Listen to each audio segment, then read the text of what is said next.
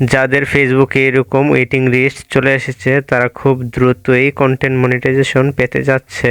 তবে তাদেরকে কিছু টিপস অবলম্বন করতে হবে, তাহলেই তারা খুব অল্প সময়ে কন্টেন্ট মনিটাইজেশন পেয়ে যাবে। টিপসগুলো কি জানার আগে আমি আপনাদেরকে দেখিয়ে দিই আপনাদের মোবাইলে এরকম ওয়েটিং লিস্ট আসছে কিনা কিভাবে চেক করবেন। ওয়েটিং লিস্ট চেক করার জন্য আমরা প্রথমে উপরের দিকে প্রোফাইল অপশনে একটি ক্লিক করব। এবার উপরের দিকে থাকা প্রফেশনাল ড্যাশবোর্ড অপশনটিতে একটি ক্লিক করে দিব। এবার উপরের দিকে মনিটাইজ অপশনটিতে একটি ক্লিক করে দিব। ক্লিক করার পর উপরের দিকে স্ক্রল করব। স্ক্রল করলে কন্টেন্ট মনিটাইজেশন নামে একটি অপশন দেখতে পারবো, এই অপশনটিতে একটি ক্লিক করব।